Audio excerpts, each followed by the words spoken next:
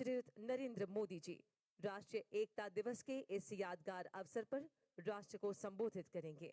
माननीय प्रधानमंत्री जी से सहृदय निवेदन है वे अपने संबोधन से हम सभी को अनुग्रहित करें।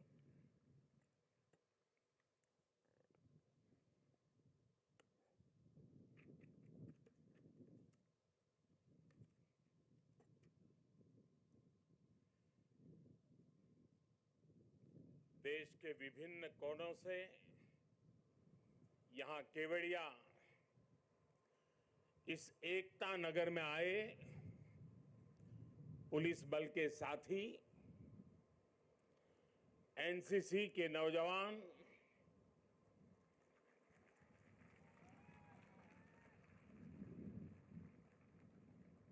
कला से जुड़े हुए सारे आर्टिस्ट, देश के विभिन्न हिस्सों में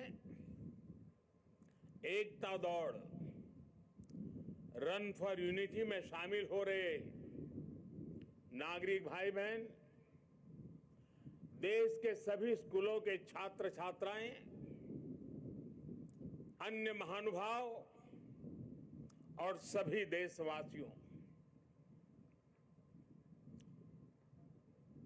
मैं एकता नगर में हूं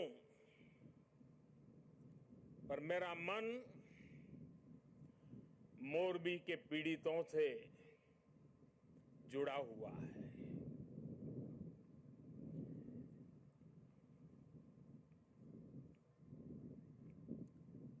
शायद ही जीवन में बहुत कम ऐसी पीड़ा मैंने अनुभव की होगी। एक तरफ दर्द से भरा पीड़ित दिल है और दूसरी तरफ कर्म और कर्तव्य का पथ है। इस कर्तव्य पथ की जिम्मेवारी को लेते हुए मैं आपके बीच में हूं, लेकिन करुणा से भरा मन उन पीड़ित परिवारों के बीच में है। हादसे में जिन लोगों को अपना जीवन गंवाना पड़ा है, मैं उनके परिवारों के प्रति अपनी संवेदना व्यक्त करता हूं। दुख की इस घड़ी में सरकार हर तरह से पीड़ित परिवारों के साथ है। गुजरात सरकार पूरी शक्ति से कल शाम से ही राहत और बचाव कार्यों में जुटी हुई है। केंद्र सरकार की तरफ से भी राज्य सरकार को पूरी मदद दी जा रही है। बचाव कार्य में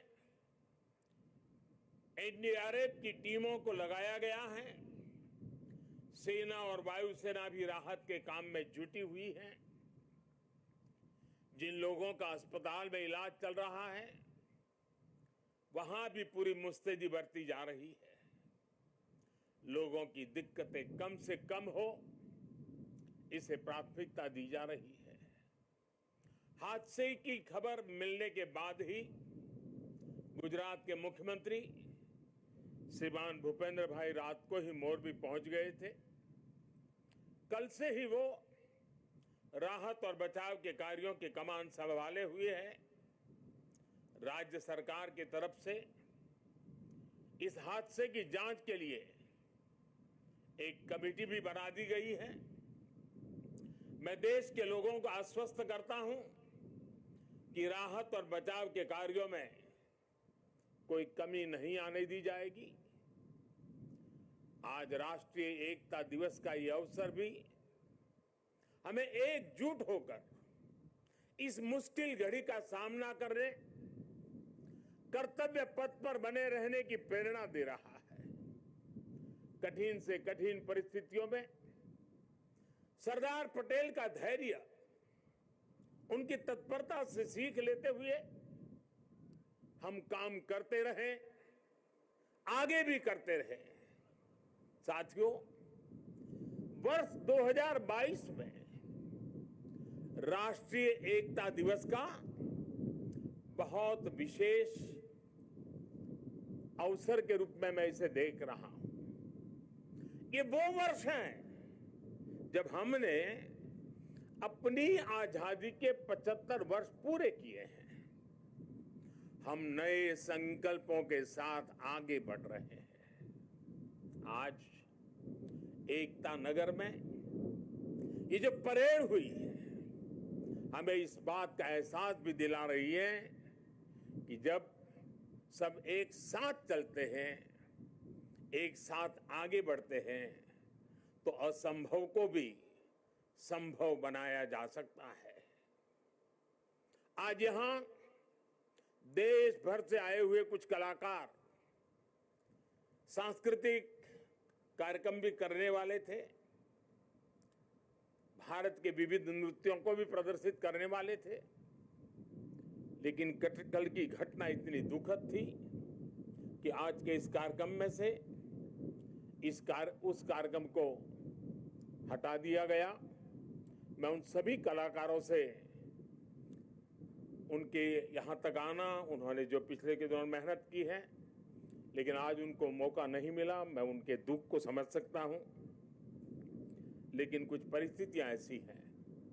साथियों, ये एकजुटता, ये अनुशासन परिवार, समाज, गांव, राज्य और देश हर स्तर पर आवश्यक है और इसके दर्शन आज हम देश के कोने कोने में कर भी रहे हैं। आज देश भर में 75,000 एकता दौड़, रन फॉर यूनिटी हो रही है। लाखों लोग जुड़ रहे हैं। देश का जन जन लौह पुरुष सरदार वल्लभ भाई पटेल की संकल्प शक्ति से प्रेरणा ले रहा है। आज देश का जन जन अमृत काल के पंच प्राणों को जागृत करने के लिए, राष्ट्र की एकता और अखंडता के लिए संकल्प ले रहा है।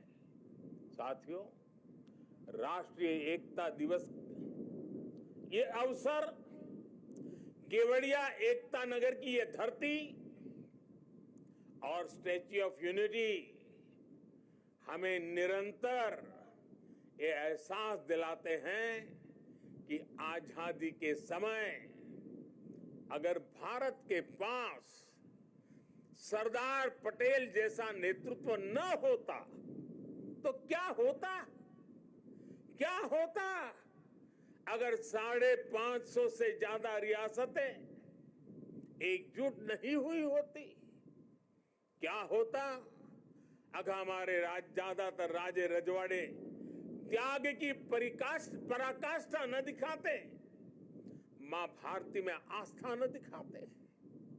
आज हम जैसा भारत देख रहे हैं हम उसकी कल्पना भी नहीं कर सकते थे। एक कठिन कार्य, ये असंभव कार्य सिर्फ और सिर्फ सरदार पटेल ने ही सिद्ध किया। साथियों, सरदार साहब की जन्म जयंती और राष्ट्रीय एकता दिवस ये हमारे लिए केवल तारीख भर नहीं है, ये भारत के सांस्कृतिक सामर्थ्य का एक महापर्व भी है। भारत के लिए एकता कभी भी विवशता नहीं रही है। भारत के लिए एकता सदा सर्वदा विशेषता रही है। एकता हमारी विशिष्टता रही है। एकता की भावना भारत के मानस में, हमारे अंतर्मन में कितनी रची बसी है, हमें अपनी इस खूबी का अक्सर एहसास नहीं होता है। कभी कभी ओझल हो जाती है, लेकिन आप देखिए जब भी देश पर कोई प्राकृतिक आपदा आती है तो पूरा देश एक साथ खड़ा हो जाता है। आपदा उत्तर में हो या दक्षिण में, पूरब में हो या पश्चिमी हिस्से में, ये मायने नहीं रखती है। पूरा भारत एकजुट होकर सेवा, सहयोग और संवेदना के साथ खड़ा हो जाता है। कल ही देख लीजिए ना, मोरबी में हादसा हुआ, उसके बाद हर एक देशवासी हादसे का शिकार हुए लोगों की सुरक्षा के लिए प्रार्थना कर रहा है। स्थानीय लोग हादसे की जगह पर अस्पतालों में हर संभव मदद के लिए खुद आगे आ रहे हैं। यही तो एकजुटता की ताकत है। कोरोना का इतना बड़ा उदाहरण भी हमारे सामने है। ताली थाली की भावनात्मक एकजुटता से लेकर राशन, दवाई और वैक्सीन के सहयोग तक देश एक परिवार की तरह आगे बढ़ा। सीमा पर या सीमा के पार जब भारत की सेना शौर्य दिखाती है तो पूरे देश में एक जैसे जज्बात होते हैं, एक जैसा जज्बा होता है। जब ओलंपिक्स में भारत के युवा तिरंगे की शान बढ़ाते हैं तो पूरे देश में एक जैसा जश्न मनता है। जब देश क्रिकेट का मैच जीतता है तो देश में एक जैसा जुनून होता है। हमारे जश्न के सांस्कृतिक तौर तरीके अलग अलग होते हैं, लेकिन भावना एक जैसी ही होती है।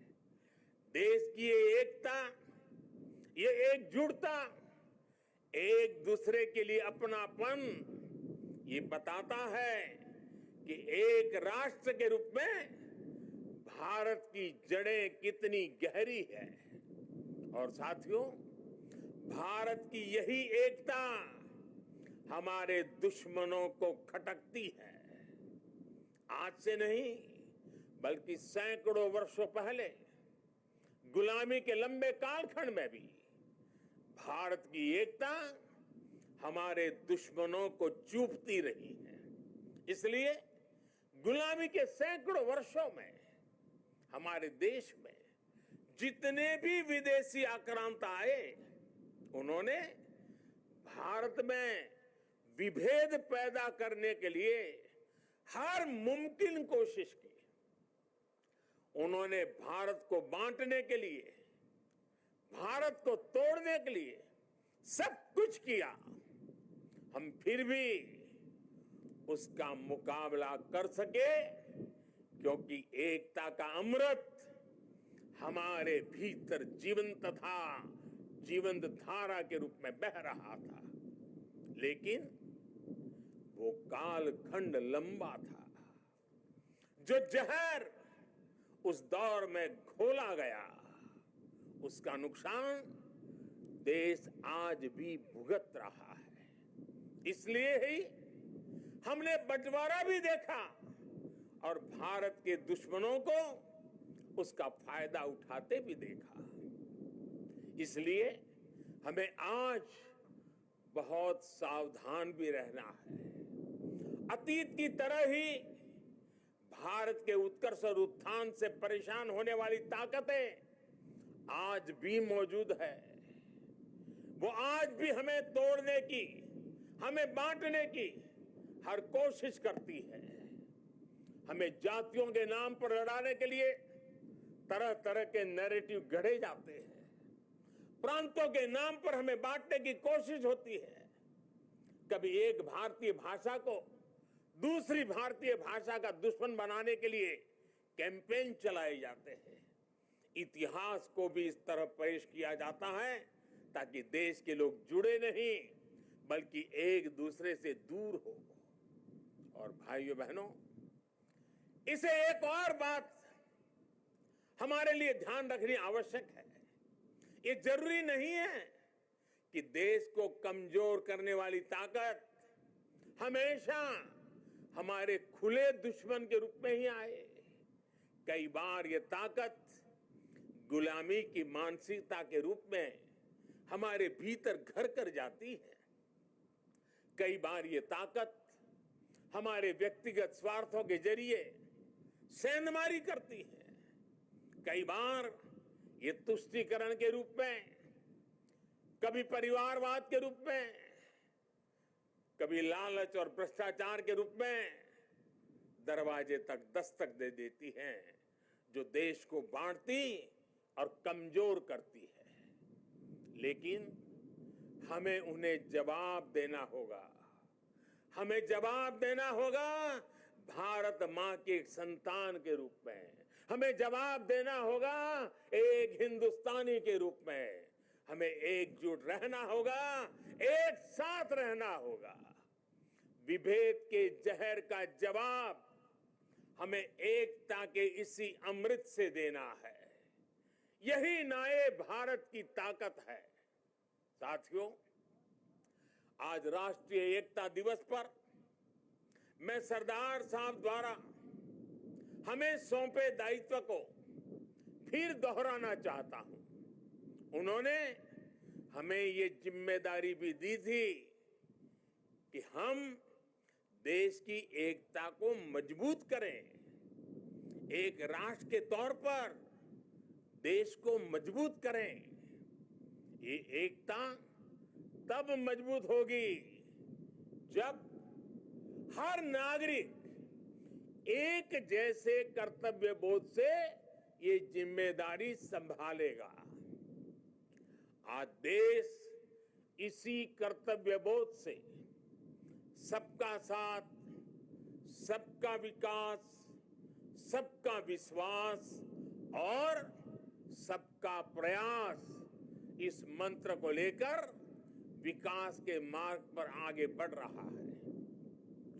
आज देश में हर कोने में, हर गांव में, हर वर्ग के लिए और हर व्यक्ति के लिए बिना भेदभाव के एक जैसी नीतियां पहुंच रही है। आज अगर गुजरात के सूरत में सामान्य मानवी को मुफ्त वैक्सीन लग रही है, तो अरुणाचल के सियांग में भी उतनी ही आसानी से मुफ्त वैक्सीन उपलब्ध है। आज अगर एम्स गोरखपुर में है, तो बिलासपुर, दरभंगा, गुवाहाटी और राजकोट समेत देश के दूसरे शहरों में भी है। आज एक और तमिलनाडु में डिफेंस कॉरिडोर बन रहा है, तो उत्तर प्रदेश में भी डिफेंस कॉरिडोर का काम तेजी से आगे बढ़ रहा है। आज नॉर्थ ईस्ट की किसी रसोई में खाना बन रहा हो या तमिलनाडु की किसी सम्मिलन अरई में खाना बन रहा हो, भाषा भले अलग हो, भोजन भले अलग हो, लेकिन माताओं बहनों को धुएं से मुक्ति दिलाने वाला उज्ज्वला सिलेंडर हर जगह है। हमारी जो भी नीतियां हैं, सबकी नियत एक ही है, आखिरी पायदान पर खड़े व्यक्ति तक पहुंचना, उसे विकास की मुख्य धारा से जोड़ना। साथियों, हमारे देश के करोड़ों लोगों ने दशकों तक अपनी मौलिक जरूरतों के लिए भी लंबा इंतजार किया है। बुनियादी सुविधाओं के बीच की खाई जितनी कम होगी, उतनी ही एकता भी मजबूत होगी। इसलिए आज देश में सैचुरेशन के सिद्धांत पर काम हो रहा है। लक्ष्य ये कि हर योजना का लाभ हर लाभार्थी तक पहुंचे। इसलिए आज housing for all, digital connectivity for all, clean cooking for all, electricity for all, ऐसे अनेक अभियान चलाए जा रहे हैं।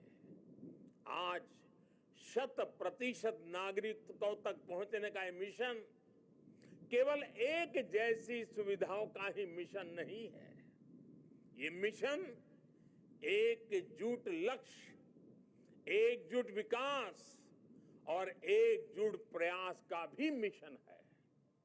आज जीवन की मौलिक जरूरतों के लिए 100% कवरेज देश और संविधान में सामान्य मानवी के विश्वास का माध्यम बन रहा है।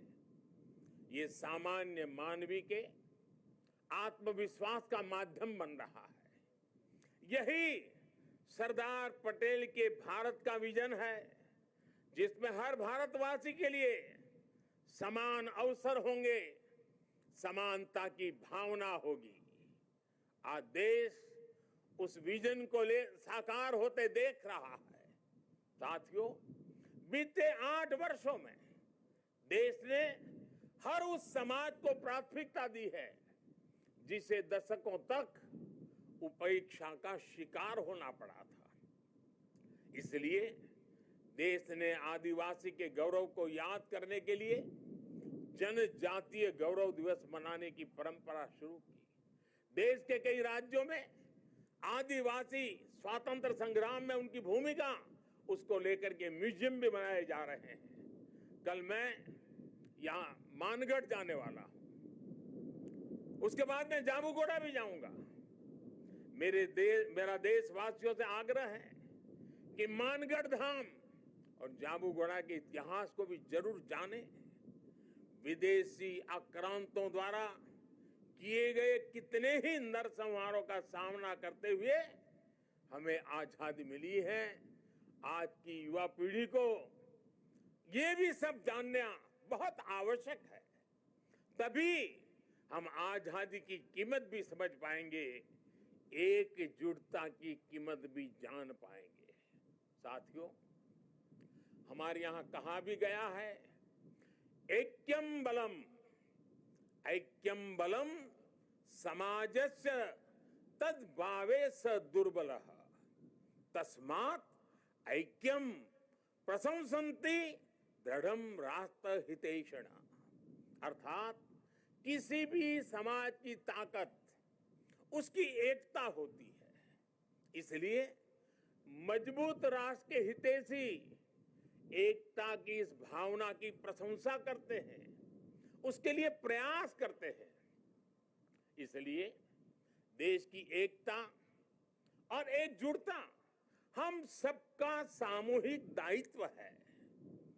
ये एकता नगर भारत का एक ऐसा मॉडल शहर विकसित हो रहा है जो देश ही नहीं बल्कि पूरी दुनिया में अभूतपूर्व होगा। लोगों की एकता से, जन भागीदारी की शक्ति से विकसित होता एकता नगर आज भव्य भी हो रहा है और दिव्य भी हो रहा है। स्टैच्यू ऑफ यूनिटी के रूप में दुनिया की सबसे विशाल प्रतिमा की प्रेरणा हमारे बीच में है। भविष्य में एकता नगर भारत का एक ऐसा शहर बनने जा रहा है जो अभूतपूर्व भी होगा और विश्वसनीय भी होगा। जब देश में पर्यावरण की रक्षा के लिए किसी मॉडल शहर की बात होगी, एकता नगर का नाम आएगा। जब देश में बिजली बचाने के वाले एलईडी प्रकाशित किसी मॉडल शहर की बात होगी, सबसे पहले एकता नगर का नाम आएगा। जब देश में सोलर पावर से चलने वाले क्लीन ट्रांसपोर्ट सिस्टम की बात आएगी, तो सबसे पहले एकता नगर का नाम आएगा। जब देश में पशु पक्षियों के संरक्षण की बात होगी, विभिन्न प्रजातियों के जीव जंतुओं के संरक्षण की बात होगी, तो सबसे पहले एकता नगर का नाम आएगा। कल ही मुझे यहाँ मियावाकी फॉरेस्ट और मेज गार्डन का लोकार्पण करने का अवसर मिला है। यहाँ का एकता मॉल, एकता नर्सरी, विविधता में एकता को प्रदर्शित करने वाला विश्व वन, एकता फेरी, एकता रेलवे स्टेशन, ये सारे उपक्रम राष्ट्रीय एकता को मजबूत करने की प्रेरणा है। अब तो एकता नगर में एक और नया सितारा भी जुड़ने जा रहा है। आज मैं इस बारे में भी आपको बताना चाहता हूं। और अभी जब हम सरदार साहब को सुन रहे थे, उन्होंने जिस भावना को व्यक्त किया, उस भावना को उसमें प्रतिबिंब में हम कर रहे हैं। आजादी के बाद देश की एकता में सरदार साहब ने जो भूमिका निभाई थी, उसमें बहुत बड़ा सहयोग देश के राजा रजवाड़ों ने भी किया था। जिन राज परिवारों ने सदियों तक सत्ता संभाली, देश की एकता के लिए एक नई व्यवस्था में उन्होंने अपने अधिकारों को कर्तव्य भाव से समर्पित कर दिया। उनके इस योगदान की आजादी के बाद दशकों तक उपेक्षा हुई है। अब एकता नगर में उन राज परिवारों के, उन राज व्यवस्थाओं के त्याग को समर्पित एक म्यूजियम बनाया जाएगा।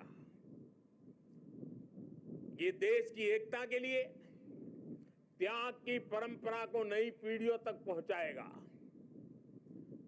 और मैं गुजरात सरकार का भी आभारी हूं कि उन्होंने इस दिशा में काफी ग्राउंड वर्क पूरा किया है।